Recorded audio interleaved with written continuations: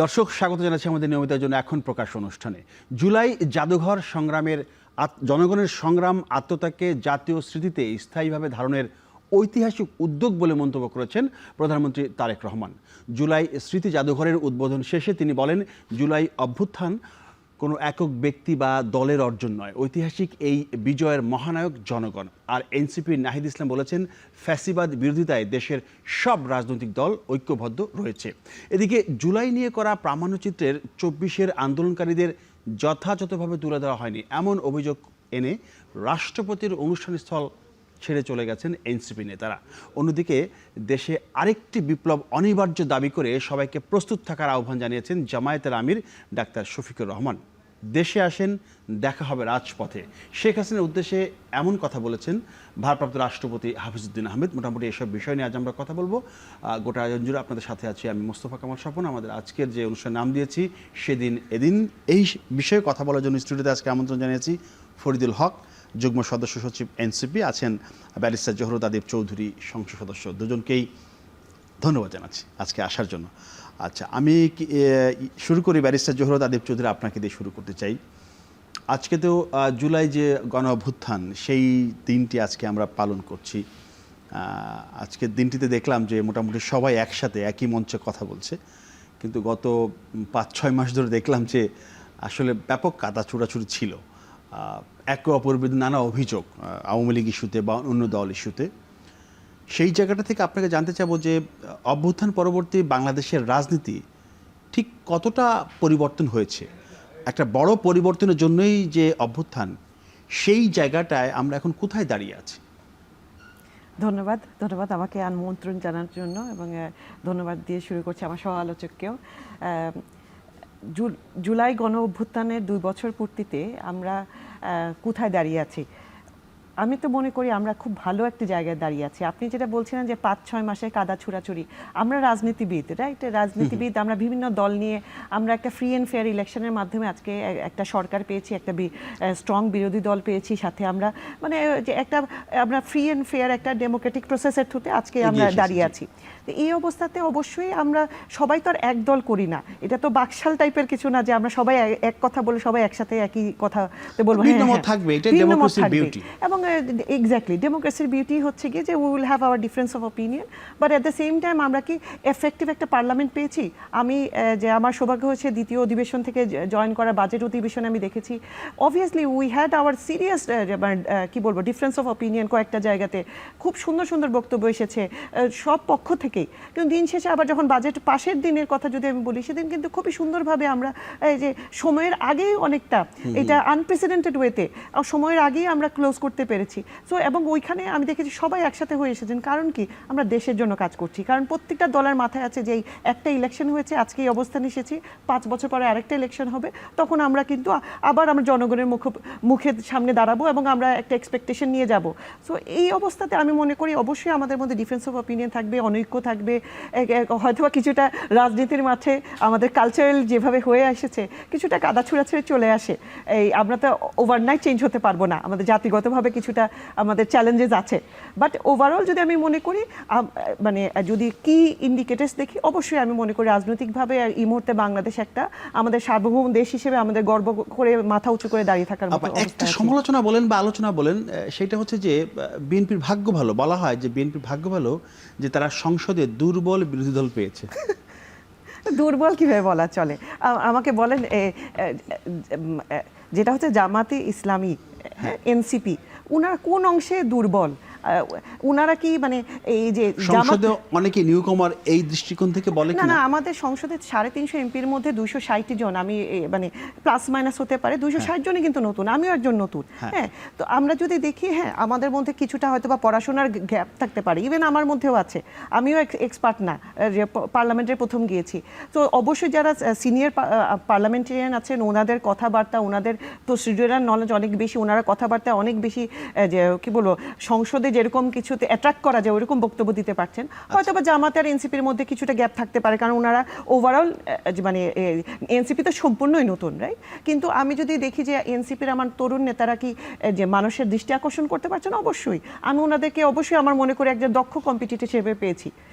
যে আসবে আপনার কাছে যেতে চাই একটু, ফরিদুল হক আপনি বলবেন সেই একই জিজ্ঞাসা যে আপনারা তো একটা পরিবর্তন আনার জন্য গণ অভ্যুত্থানে সম্মুখ যোদ্ধা, আপনারা নতুন বন্দোবস্তের কথা বলেছেন, আপনারা মধ্যপন্থার কথা বলেছেন, সেই জায়গাটা কি আপনারা আছেন? জি, ধন্যবাদ আপনাকে। সম্মানিত সহ আলোচক এবং দর্শক যারা শুনছেন সবাইকে শুভেচ্ছা জানাচ্ছি। আজকে 5ই আগস্ট আমাদের জীবনের অন্যতম গুরুত্বপূর্ণ দিন। বিশেষত আমরা যারা 71 পরবর্তী প্রজন্ম, আমরা যারা জীবিত, তাদের জীবদ্দশার জন্য অন্যতম গুরুত্বপূর্ণ দিন আজকে।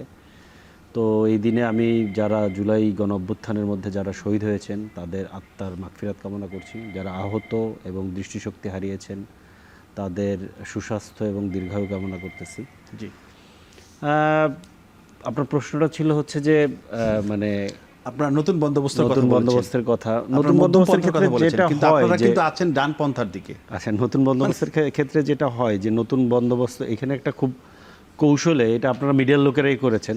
আচ্ছা, কৌশলে আপনারা হচ্ছে নতুন বন্দোবস্তের মধ্যে থেকে একটা শব্দ গায়েব করে ফেলেছেন। বলেছি নিউ পলিটিক্যাল সেটেলমেন্ট, নতুন রাজনৈতিক বন্দোবস্ত। আচ্ছা, তো নতুন রাজনৈতিক বন্দোবস্তের জন্য একটা মানে 1 নম্বর কিংবা প্রধান পূর্ব শর্ত হচ্ছে পুরনো যে রাজনৈতিক বন্দোবস্ত, এই রাজনৈতিক বন্দোবস্তের মধ্যে যে স্টেট এবং ইকোনমিক যে সেটেলমেন্টটা থাকে ওইটা আপনাকে চেঞ্জ করতে হবে। দেন নতুন পলিটিক্যাল সেটেলমেন্ট কিংবা নিউ পলিটিক্যাল সেটেলমেন্টে আপনি প্রবেশ করবেন এবং আস্তে আস্তে আগাবেন। আপনি খেয়াল করে দেখেন 2 বছর আজকে হলো, 2 বছরে পুরনো রাষ্ট্র এবং পুরনো অর্থনৈতিক কাঠামোর কোনো পরিবর্তন হয়েছে? তো হয়নি। সো নিউ পলিটিক্যাল সেটেলমেন্ট তো আমাদের একার উপরে ডিপেন্ড, এটা আমাদের আকাঙ্ক্ষা, আমরা এটা করতে চাই, কিন্তু এটা আমাদের একার উপরে পুরোপুরি ডিপেন্ড করে না। রাইট। আচ্ছা, এটাকে আরেকটা উদাহরণ দিয়ে বোঝাই তাহলে সুবিধা হবে বুঝতে। সেটা হচ্ছে ধরেন আমরা এখানে একটা রুমে আছি, আমরা 3 জন মানুষ আছি। এখন ধরেন 3 জনের ভেতরে আপনারা 2 জন হয়তো বা ধূমপান করেন না, কিন্তু রুম থেকে এই মুহূর্তে আমরা বেরোতে পারছি না, রুমটা বদ্ধ। হ্যাঁ, আমি ধূমপান করি এবং আপনাদের সম্মতিতে হোক কিংবা অসম্মতিতে হোক আমি একটা মানে স্মোক করলাম, তাহলে এই স্মোক করার যে কি বলে যে ধোয়ার যে ক্ষতিটা, এটা আপনারা না করেও কিন্তু আপনি এটা সেটা নিতে বাধ্য সবাই হয়ে যাব। তো ব্যাপারটা হচ্ছে যে আপনি করেন না বিধায়ী আপনি একটা ভালো জিনিস পাবেন, ব্যাপারটা তা না। ব্যাপারটা হচ্ছে যে এই যে নিউ পলিটিক্যাল সেটেলমেন্ট, বাকি যারা স্টেক হোল্ডার্স আছে ওই রুমের মধ্যে প্রত্যেককে এখানে একমত হতে হবে।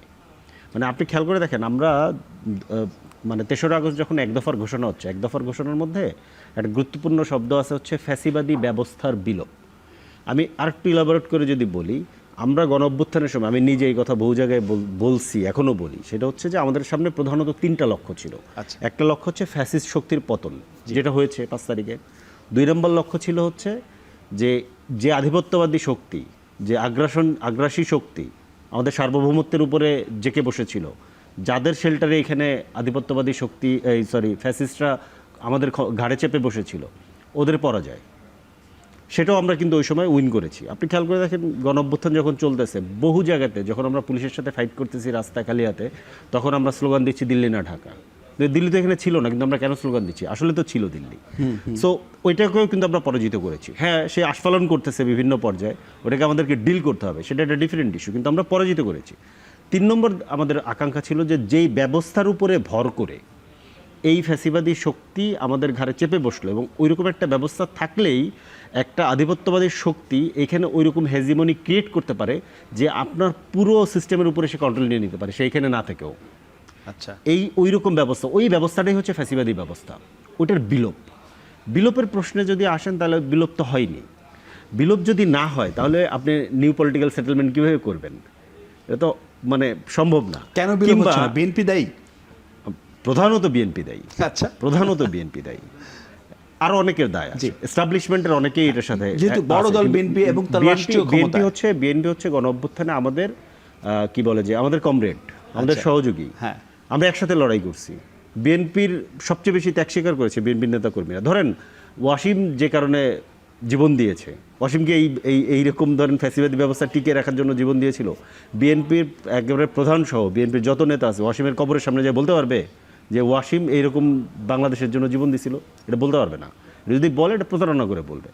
সো ব্যাপারটা যেটা হচ্ছে যে এই যে নিউ পলিটিক্যাল সেটেলমেন্ট, এই নিউ পলিটিক্যাল সেটেলমেন্ট আমরা ওল্ড সেটেলমেন্টের যারা সুবিধাভোগী ওনাদেরকে বুঝাইতে হয়তো বা ব্যর্থ হয়েছি, অথবা ওনাদের যে কমফোর্ট জোন, কারণ এই সেটেলমেন্টটা ভেঙে গেলে যে কমফোর্ট জোনটা ভেঙে যায়, ওইখান থেকে ওনারা বেরোতে চান নাই।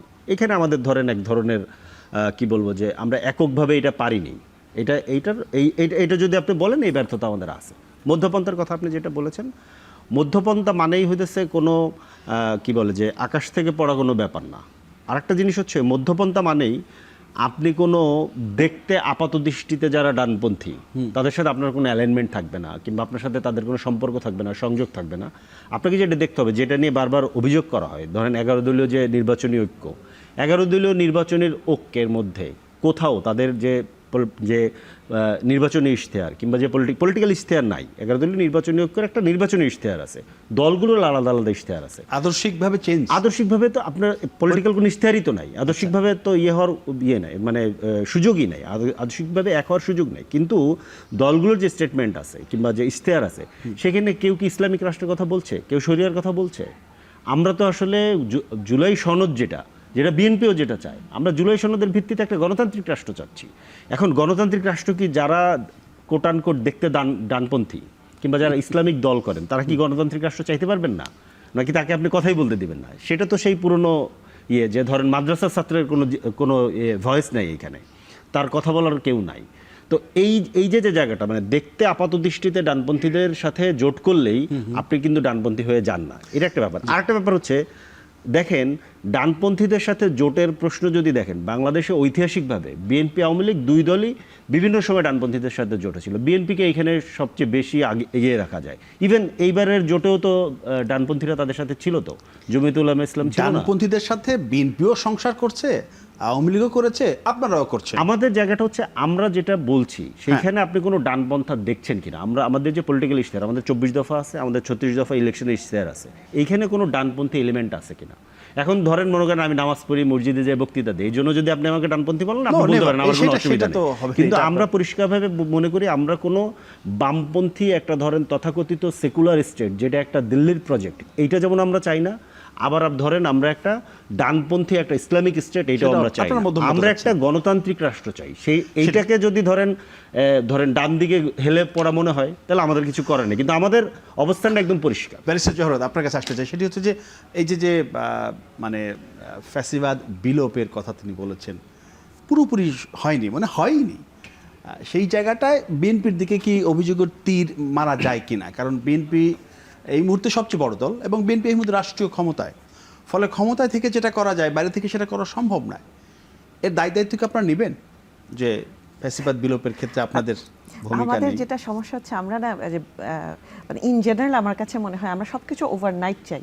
হ্যাঁ, আমাদের মানে একটু কনটেক্সটটা চিন্তা করতে হবে, রাইট? আমরা কি বিএনপি সরকার গঠন করেছে 6 মাসও হয় না, 180 দিনও হয় না, 5 মাস পার করেছে। হ্যাঁ, 5 মাস পার করেছি আমরা। মানে সরকার গঠন করার পর এখন তো আমি বলতে পারবো না, যখনই আপনার এই যে আপনার তেলের সমস্যা হলো, আমি কি বলতে পারবো অন্য কারো দোষ? এখন আমাকে ইনহেরিট করেছে, আমাকে চালাতে হবে। ব্যাংকিং অবস্থার কথা, অর্থনৈতিক যে সিচুয়েশনে আমাদের দেশে আছে, হ্যাঁ, কোনো ব্যবসায়ীরা কমপ্লেন করে যাচ্ছেন এই মুহূর্তে যে গ্যাসের ক্রাইসিস, রাইট? যে কারণে ফ্যাক্টরি, আমার নিজের যে ফ্রেন্ড সার্কেলের মধ্যে অনেকের ফ্যাক্টরি বন্ধ করে বসে আছে।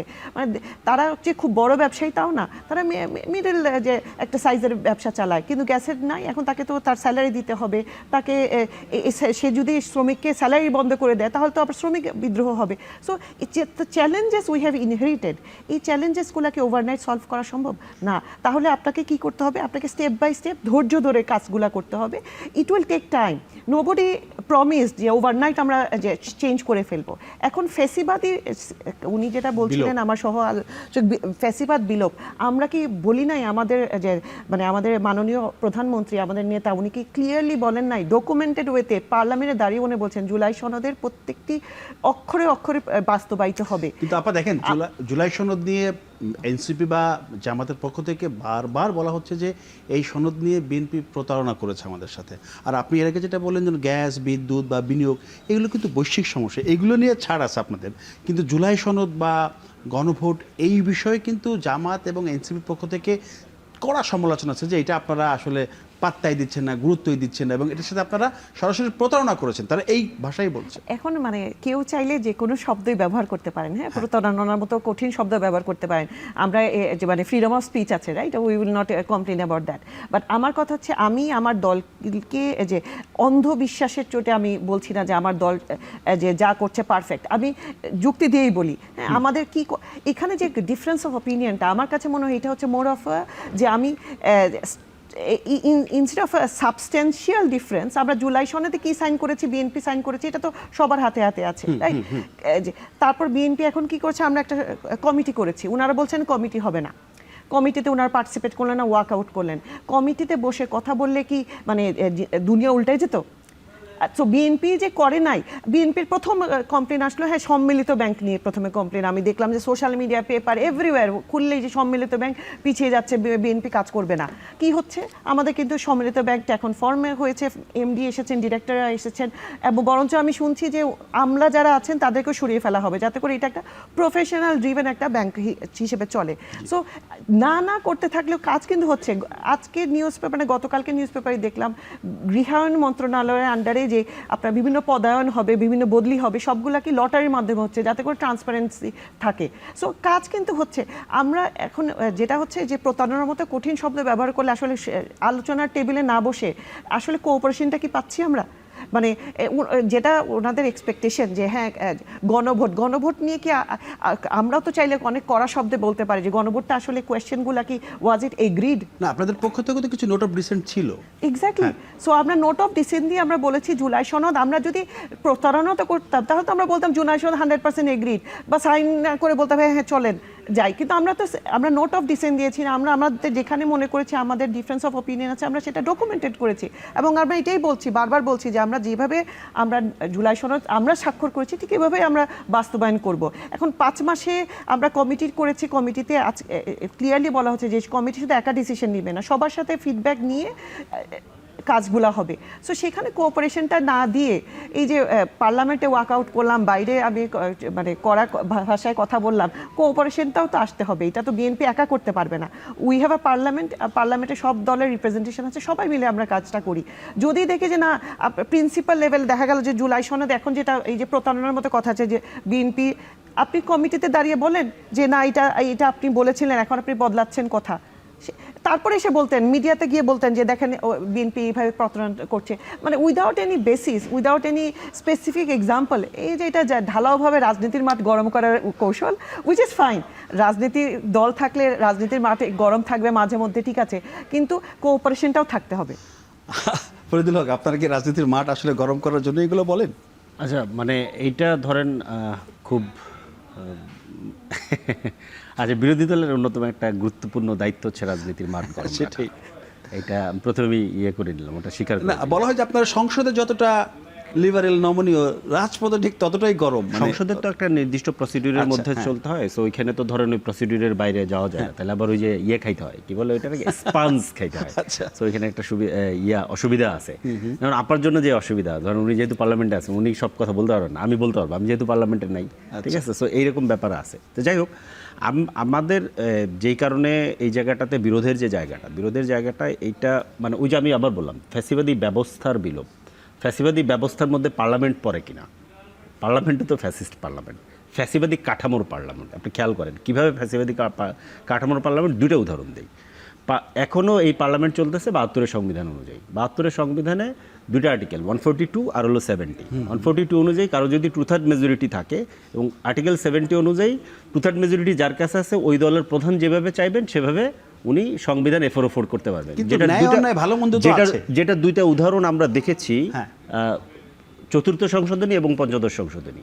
চতুর্থ সংশোধনীতে বাকশাল করা হয়েছে, 6 মিনিটের আলোচনা, বাকশাল করে ফেলা হয়েছে, এবং এই পার্লামেন্টই তো করা হয়েছে, তো অন্য কোনো পার্লামেন্ট সেই, মানে পার্লামেন্ট হয়তো জায়গাটার আমি কথা বলছি, আমি বলছি এই পার্লামেন্ট, এই কাঠামোটার মধ্যেই।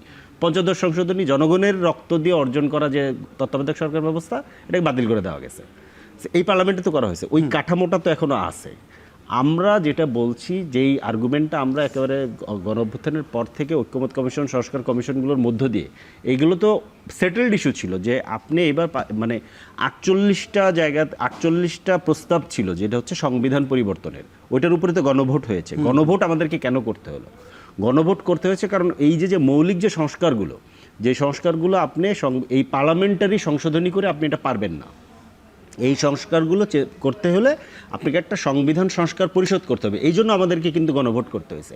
গণভোটের মধ্য দিয়ে আমরা জনগণের কাছ থেকে কিন্তু একটা রায় নিয়েছি। জনগণ আমাদেরকে একটা পাওয়ার দিয়েছে, একটা কনস্টিটিউয়েন্ট পাওয়ার, যেই পাওয়ারের বেসিসে পার্লামেন্ট একই সাথে ডুয়েল রোল প্লে করার কথা। আচ্ছা, খেয়াল করেন এই গণভোটে কিন্তু প্রধানমন্ত্রী তারেক রহমান সহ বিএনপির অনেকেই এই গণভোটে হ্যাঁ ভোট চেয়েছেন। তো গণভোটে যে আপনি হ্যাঁ ভোট চাইলেন, চাওয়ার মধ্যে কি গণভোটের যে ব্যালট পেপারটা, সেই ব্যালট পেপারের উপরেই তো আপনি চাইছেন।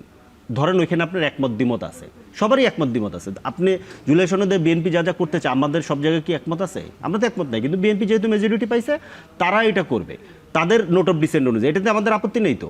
কিন্তু গণভোটে জনগণ আপনাকে যে রায় দিয়েছে, ওই রায় আপনাকে মানতে হবে। ওই রায় আপনি যখন মানছেন না, তখনই এটা প্রতারণার কথাটা আসছে। প্রতারণার ক্ষেত্রে আরেকটা আমি নোট দিই, সেটা হচ্ছে আপনি খেয়াল করে দেখেন, সালাউদ্দিন আহমেদ সাহেব কিন্তু পার্লামেন্টে দাঁড়িয়ে উনি খুব সুন্দর করে বলছিলেন যে আমরা তখন সংস্কারে রাজি হয়েছিলাম নির্বাচনের জন্য।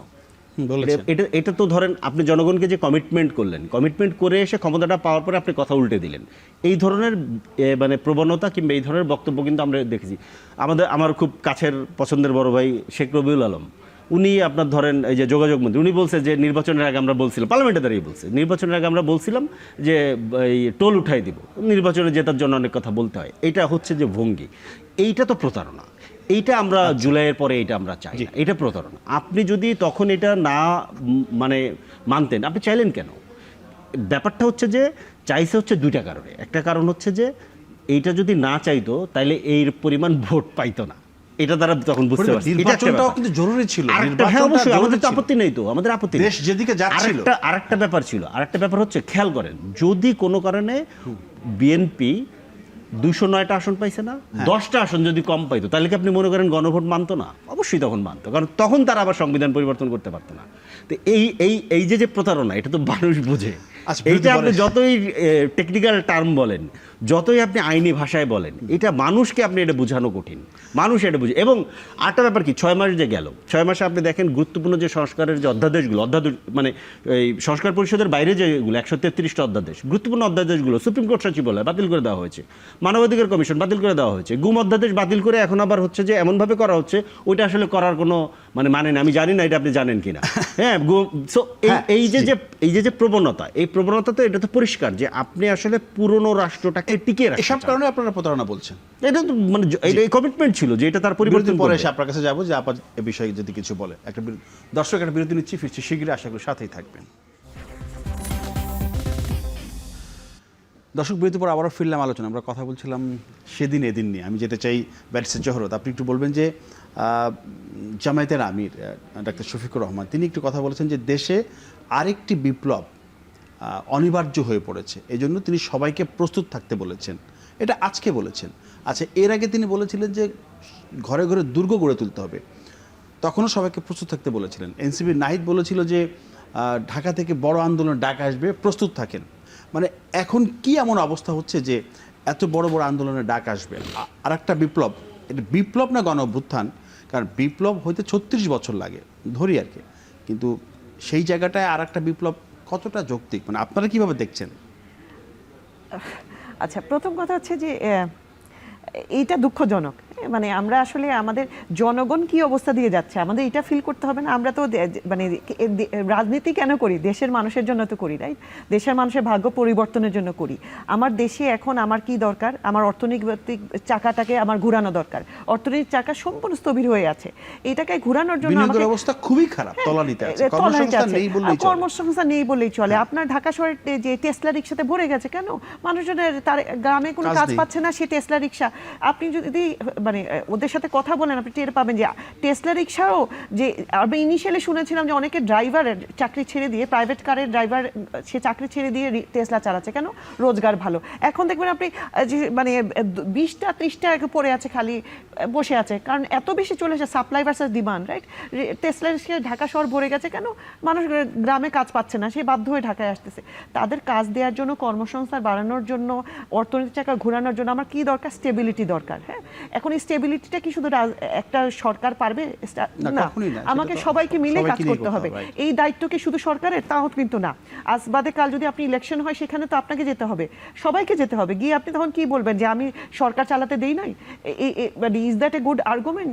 ডেফিনেটলি না। তো সেক্ষেত্রে আমার দেখতে হবে আসলে আমরা আর আমাদের অনৈক্য থাকবে, আমাদের ডিফারেন্স অফ অপিনিয়ন থাকবে। ধরে নিলাম প্রতারণাই করেছে বিএনপি, প্রতারণার জন্য কি এখন আপনি মানে জনগণকে সাফার করাতে চান, নাকি আপনি ইন্টেলেকচুয়ালি আপনি এটাকে নিয়ে ডিবেট করতে চান? There are many ways of really, মানে আপনি যদি দেখেন যে আমরা অনেকভাবে বিএনপিকে কিন্তু এখন পর্যন্ত কি রাজনৈতিক প্রোগ্রামে যে আপনার আটকে দিচ্ছে ঢাকা শহরে, আমি তো দেখি নাই। এখন কথা হচ্ছে এই ধরনের প্রোগ্রাম করেন আপনারা, আপনাদের যদি যেসব জায়গায় গ্রিভেন্সেস আছে আপনারা উঠিয়ে ধরেন, জনগণের সামনে যান, there is no problem. But আমরা করছি কি, আমরা মানে হঠাৎ করে 180 ডিগ্রি টার্ন নিয়ে নিচ্ছি। আমি সংসদে আমি বলবো আমাদের বিরোধী দলীয় নেতা খুব চমৎকার ভূমিকা পালন করেছেন।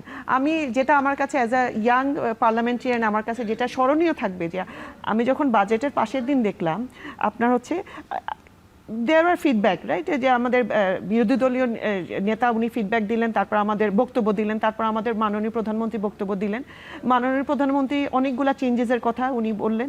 তারপর বিরোধী দলীয় নেতা দাঁড়িয়ে একটা সুন্দর কথা বললেন, উনি বললেন 16 কলা পূর্ণ হয়ে যাবে যদি সাইকেল রেলটের একটা চেঞ্জেস করা হয়। তার মানে কি 16 কলা পূর্ণ হয়ে যাবে, মানে সবকিছু তারা একমত মেনে নিচ্ছে আর কি। হ্যাঁ।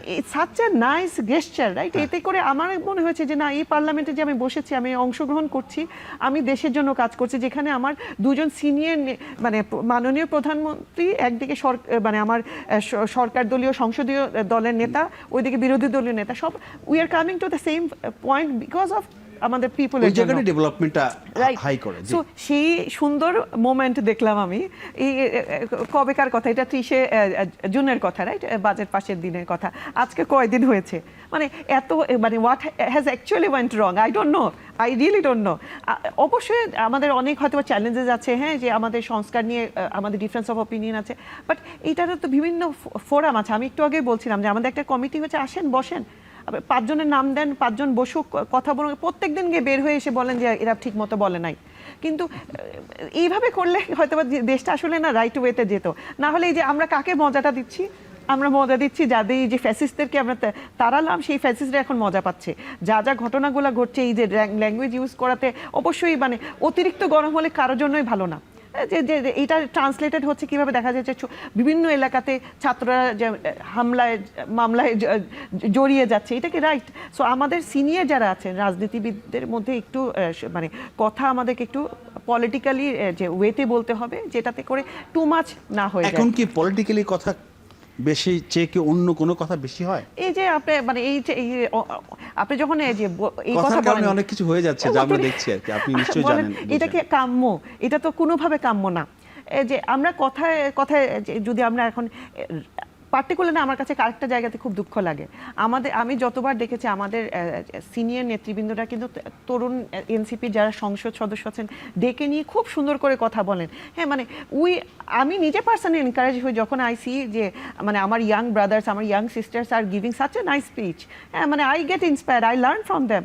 সো ওনাদের কাছে তো আমি কন্টিনিউয়াসলি শিখতে চাই, কিন্তু খারাপ কথা শিখতে চাই না। হ্যাঁ, মানে ল্যাঙ্গুয়েজের ধরন আছে, হ্যাঁ, ক্রিটিসিজম করবো আমি যে ইচ্ছা মতো আমি ক্রিটিসাইজ করি, কোনো প্রবলেম নেই, ক্রিটিসিজম একটা বাউন্ডারিতে থেকে করবো। লিমিট ক্রস করতে চাচ্ছেন আপনি।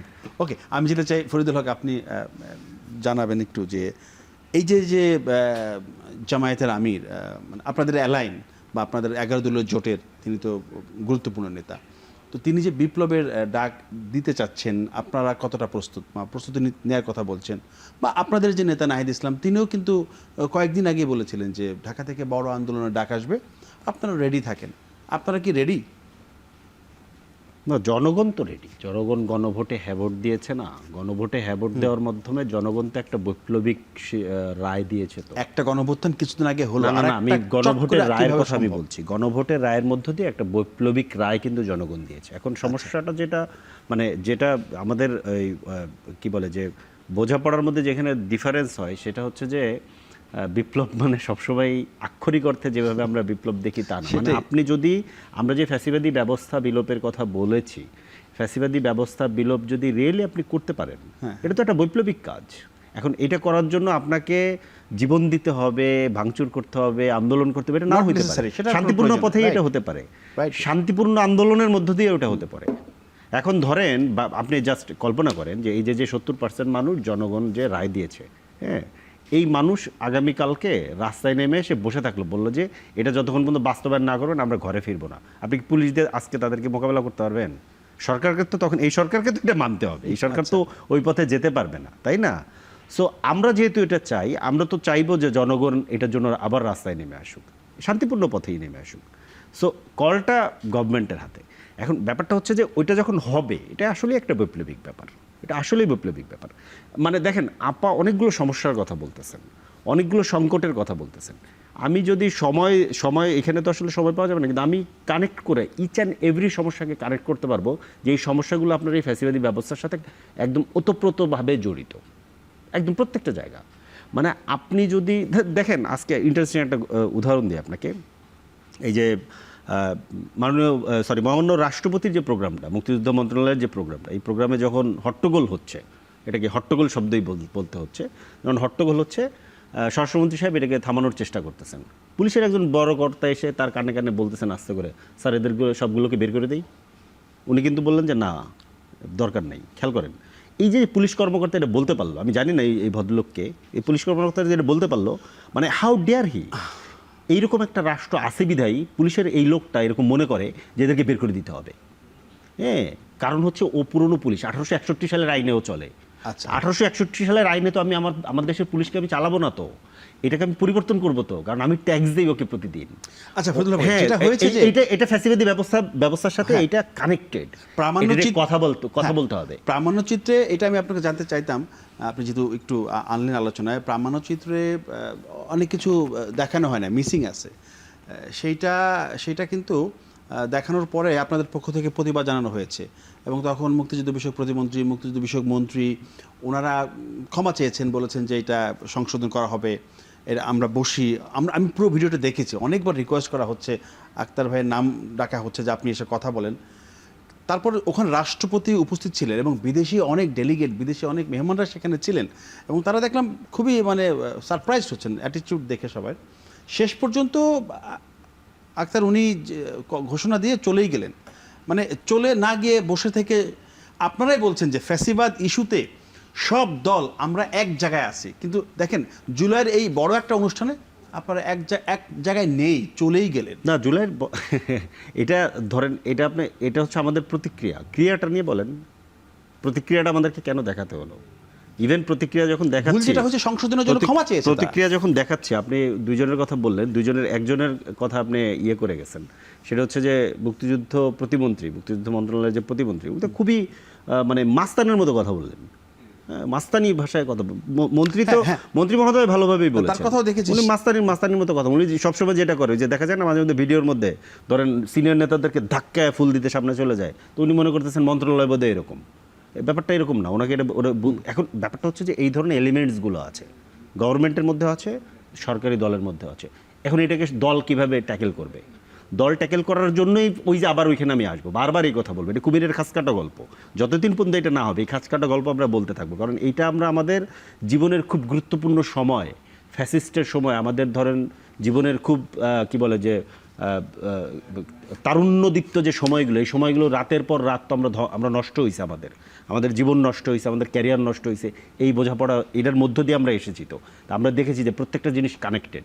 আপনি দেখেন এখানে একটা ক্লায়েন্ট পেট্রন ইকোনমি আছে না, যেটাতে চাঁদাবাজি, দখলবাজি, ধরেন ঘুষ দুর্নীতি, এটার সাথে একটা পুরো সিস্টেম কানেক্টেড না? ওই ব্যবস্থার সাথে তো এটা রিলেটেড। তো ওই ব্যবস্থাটা থাকলে এই ধরনের লোকেরা নেতা হয়, কারণ মাসল লাগে, এই জন্য ইশরাকরা নেতা হয়। যদিও এই ব্যবস্থাটা না থাকে, যদিও এই ব্যবস্থাটা আপনি বদলে দেন, তখন এই যে আপনার মতো ভদ্রলোকরা ধরেন ইয়ে হবে। তো এটা খুব গুরুত্বপূর্ণ, খুবই গুরুত্বপূর্ণ। তো এই জায়গাটাই হচ্ছে গিয়ে ধরেন আমাদের এই ইয়েটার সাথে রিলেটেড।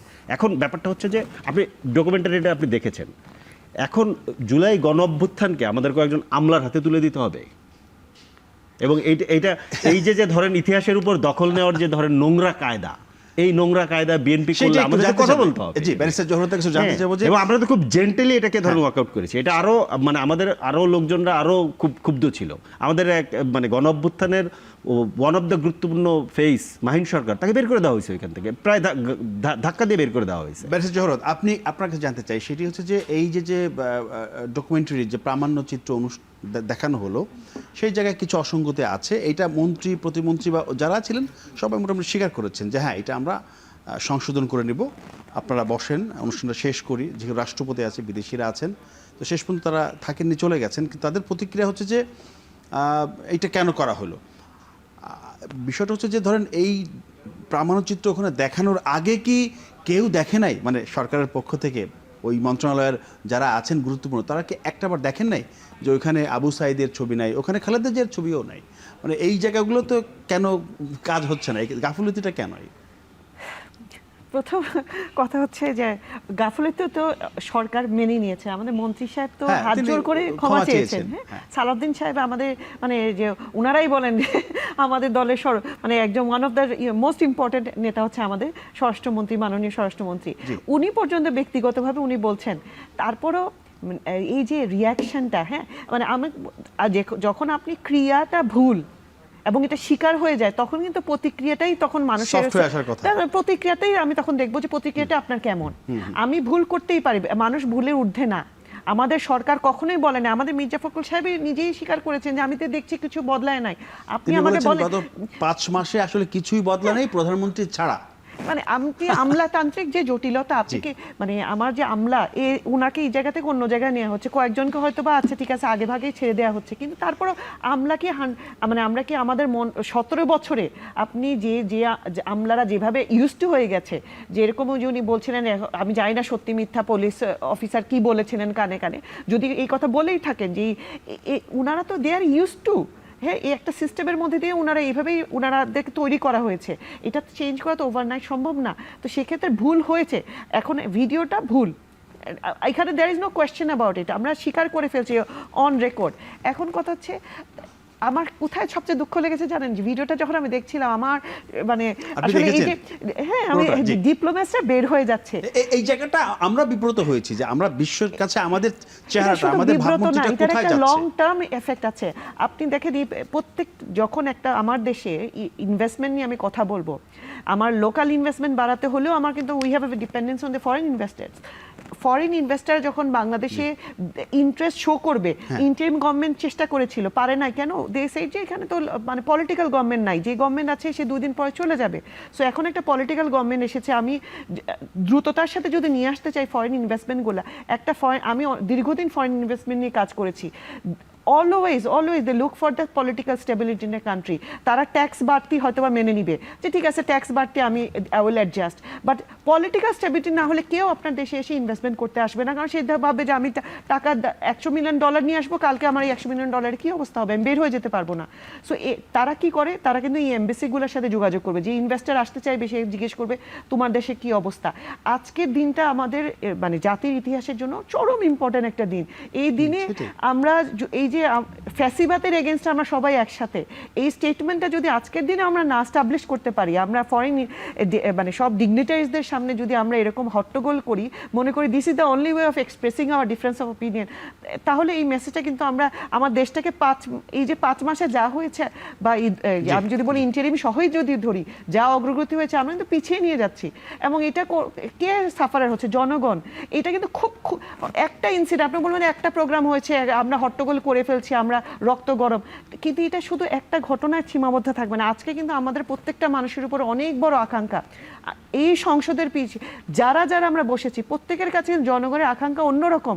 তা অবশ্যই তারা ফ্যাসিবাদী চায় না, অবশ্যই তারা চায় না যে আগে শেখ হাসিনার মতো একজন দানব এসে আমাদের দেশে শাসন করুক, কিন্তু তাদের মানে মানুষ কেন নেমেছিল রাস্তায়? কারণ প্রত্যেকটা মানুষ সাফার করেছে, কেউ জেল জরিমানা হয়েছে, কেউ খেতে পারে নাই। হ্যাঁ, সো এই যে পার্সোনাল কানেকশন থেকে তো আজকে আজকে আমরা নতুন বাংলাদেশ গড়ার স্বপ্ন দেখছি। কিন্তু আমরা যদি ওই জনগণকেই সাফারার করি দিন শেষে, বিকজ অফ আমাদের পলিটিক্যাল স্টেটমেন্ট, একটু ধৈর্য ধরতে পারছি না কেন? বিরতির পরে সে এই আলোচনায় করতে চাই। দর্শক, একটা বিরতি নিচ্ছি, ফিরছি শীঘ্রই, সাথেই থাকুন। দর্শক, আবারও ফিরলাম আলোচনা। আমরা কথা বলছিলাম সেদিন এদিন নিয়ে। আমি আবার যেতে চাই ফরিদুল হক। আজকে স্বরাষ্ট্রমন্ত্রী সালাউদ্দিন আহমদ একটা কথা বলেছেন যে জুলাই নিয়ে কেউ যদি কাড়াকাড়ি করে, শব্দগুলো এমনই যে কাড়াকাড়ি করে, তাহলে তাদের অবস্থা ৭১-এর যে চেতনা ব্যবসায়ী আওয়ামী লীগ তাদের মতোই হবে। জুলাই নিয়ে কি আপনারা কাড়াকাড়ি করছেন? এটা তো আজকে সরকারি দল করলেই, আমার ধারণা উনি সরকারি দলকে বলছে। মানে ধরেন ডকুমেন্টারিটা যদি দেখেন, ডকুমেন্টারিতে মনে হবে যে বিএনপির অভ্যুত্থান, এটা কোনো গণ অভ্যুত্থান না। সো এটা ধরেন কারাকারির একটা ইয়ে আছে। ধরেন জাদুঘরের উদ্বোধন হইল, জাদুঘর উদ্বোধন করতেছেন তারেক রহমান আর হচ্ছেন প্রফেসর ইউনূস, দুজনেই জুলাইতে দেশের বাইরে ছিলেন। যারা এখানে গুলির সামনে ছিলেন, ডেথ ওয়ারেন্টে যারা সাইন করতেছেন তারা কেউ এখানে ছিলেন না। সো এটা কীভাবে করা যেত, ওই যে আপা যেটা বললেন যে আমরা কীভাবে কেন হট্টগোল করলাম, কিন্তু এটা তো ধরেন দায়িত্বটা তো সরকারের হাতে। সরকার কি পারতো না চাইলে যে গণ অভ্যুত্থানের মধ্যে যারা এখানে ভূমিকা নিয়েছেন এই কাজগুলোর মধ্যে তাদেরকে মানে ইনভলভ করা? খুব সিম্পল তো, খুব সিম্পল, এটার জন্য খুব জটিল কিছু না।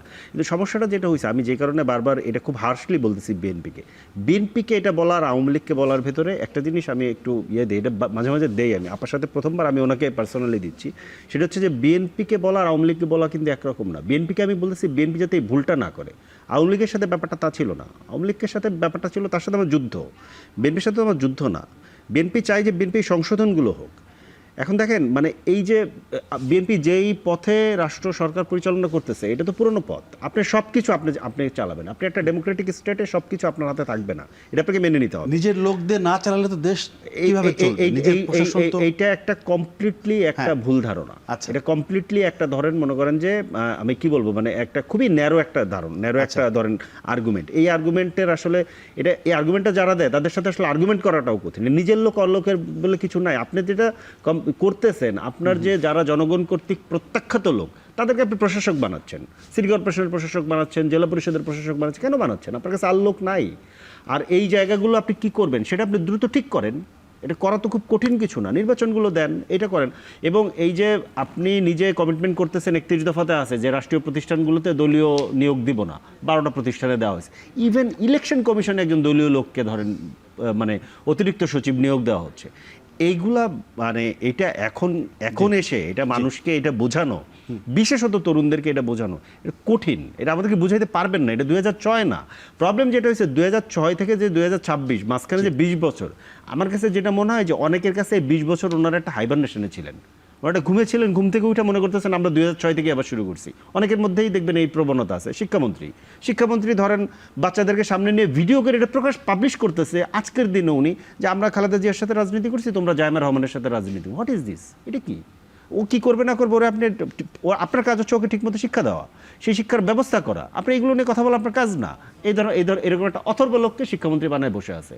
ধরেন এই যে জ্বালানি মন্ত্রী একটা ব্যর্থ লোক, তাকে ধরেন খালেদা জিয়া ক্যাবিনেট থেকে তাকে বোধহয় করা হয়েছিল, ওই সময় সে ব্যর্থ, তাকে আপনার মন্ত্রী বানাইছে। অর্থমন্ত্রী ওনাকে ক্যাবিনেট থেকে তখন বের করে দেওয়া হয়েছিল, কিংবা মন্ত্রণালয় চেঞ্জ করা হয়েছিল, ওনাকে অর্থমন্ত্রী বানানো হয়েছে। তো এই যে 2006-এর পর থেকে আপনি শুরু করতেছেন, মাঝখানে 20 বছর গেছে, 111 আসছে, একটা ফ্যাসিস্ট সময় হয়েছে, আমরা গুম খুন জেল জুলুম নির্যাতন এটার মধ্য দিয়ে আমরা পার হয়েছি, একটা গণ অভ্যুত্থান হয়েছে। গণ অভ্যুত্থানে মানুষের যে মনোজগতের যে পরিবর্তন হয়েছে, বন্দুকের গুলির সামনে মানুষ দাঁড়ানো শিখে গেছে। এটা এত সোজা ব্যাপার না যে এইটাকে আপনি মানে হঠাৎ করে এটা করে ফেলবেন, এটা হবে না এইভাবে। ব্যারিস্টার জহরত, যদি আপনি ফরিদুল হকের কথার কোনো জবাব দিতে চান দিতে পারেন। তবে আজকে ভারপ্রাপ্ত রাষ্ট্রপতি হাফিজুদ্দিন আহমেদ উনি বলেছেন একটা কথা যে দেশে আসেন, রাজপথেই দেখা হবে। শেখ হাসিনার উদ্দেশ্যে তিনি কথা বলেছেন, যদি তার কথা জবাব দিতে চান, অথবা এটা যেটা না একটু তো বলতেই হয়, কারণ এই যে ঢালাওভাবে একটা আমাদের স্টেটমেন্ট করে ফেলি, হ্যাঁ, যে সরকার যে চালাবো, বিভিন্ন জায়গায় আমার লোক লাগবে, রাইট? লোকগুলো আনতে গেলে আপনি যখন লোক বসানো হচ্ছে, যে আমরা কিন্তু দেখতে পাচ্ছি মেজরিটি ফ্যাসিস্ট সরকারের আমলে যাদেরকে দিয়ে চালানো হয়েছিল, আপনি তো তাদেরকে দিয়ে চালাতে পারবেন না। দে উইল বি ক্রিয়েটিং আপনার নট অনলি নন কোঅপারেশন, তার স্যাবোটাজ করবে। সো এইরকম মানুষজন কিন্তু আমি চালাতে পারবো না। Then I need qualified people. এখন কোয়ালিফাইড পিপল আনতে গেলে যদি আপনি এখন ওনার কোনো দলীয় পরিচয় থাকে, তাহলে কি এখন ওনাকে বাদ দিয়ে দিব?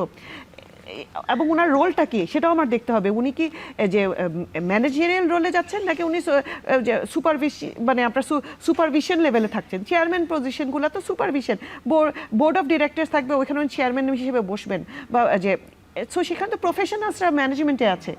বোর্ড অফ ডিরেক্টরসের কতটুকুই পাওয়ার থাকে, চেয়ারম্যানের কি থাকছে, এবং ওনারা চেয়ারম্যান অ্যাপয়েন্টমেন্টের পরে একটা খারাপ কাজ করেছেন এটার এক্সাম্পল দেন, তাহলে আমি বুঝলাম যে হ্যাঁ এই যে 12টা দলীয়করণ হয়েছিল এই 12 জন এই খারাপ 12টা কাজ করেছে। এখন পর্যন্ত আমরা সেটাও দেখি নাই। ওই যে আমি বলি ধৈর্য ধরার আমাদের অভ্যাস নেই। আমরা ঢালাওভাবে বলে দিলাম আমার শিক্ষামন্ত্রী খারাপ, অর্থমন্ত্রী খারাপ, জ্বালানি মন্ত্রী খারাপ। জ্বালানি মন্ত্রী কিছুদিন আগে আমি একটা মানে রাউন্ড টেবল ডিসকাশনে গিয়ে, আমি একজন কর্পোরেট প্রফেশনাল, আমি মানে এই লাইনে যেহেতু কাজ করেছি আমি চিন্তা করে পাচ্ছিলাম না, এবং এখানে there are so many experts coming from energy sector. উনাকে যখন প্রশ্ন করা হচ্ছে উনি যখন উত্তর দিচ্ছেন এইটা কেন হচ্ছে না বা ওইটা এইভাবে করছেন না কেন, প্রত্যেকটা স্টেপে আমাদের 17 বছর যে প্রবলেমসগুলা এটা কিন্তু ওভারনাইট সলভ হবে না। এখন আমরা মন্ত্রীদেরকে ইজিলি বলে দিলাম যে খারাপ, সেটা তো আসলে নট রাইট। এনিওয়ে, শ্যাডো ক্যাবিনেটটা হলে পরে আমরা কিন্তু একটা সাবজেক্ট ওয়াইজ আমরা ফিডব্যাক পেতাম, সেটাও পাই না, জাস্ট ঢালাও কমেন্টই পাই। সো আপনি যেটা বলছিলেন রাজপথে দেখা হবে, শেখ হাসিনা আজকেও বলেছেন, হ্যাঁ সো বলেছেন আসবেন, উনি আসেন না। আমি চাই আইনের শাসন হোক আমাদের দেশে। রাষ্ট্রপতি যেটা বলছেন রাজপথে দেখা হবে, রাজপথে তো মানুষ নামবেই, কারণ ওয়েলকাম জানানোর জন্য না। উনি যা করে গেছেন সেটা তো কোনোভাবেই এই দেশে সভ্য মানে দেশের মানুষ, আমরা একটা গণতান্ত্রিক দেশে বাস করি, কেউ মেনে নিবে না। তবে আমি চাইবো উনি আসলে পরে ডাইরেক্ট উনাকে আমরা আইনের সামনে নিয়ে যাব, আইন অনুযায়ী উনার বিচার হবে। জি, ধন্যবাদ জানাচ্ছি ব্যারিস্টার জহরত আদিব চৌধুরী এবং ফরিদুল হক, দুজনকে অসংখ্য ধন্যবাদ। দর্শক, আজ এ পর্যন্ত, আগামীতে নতুন কোনো বিষয়ে আমরা কথা বলবো। সে পর্যন্ত সবাই ভালো থাকবেন, নিরাপদে থাকবেন। সবাইকে ধন্যবাদ, শুভরাত্রি।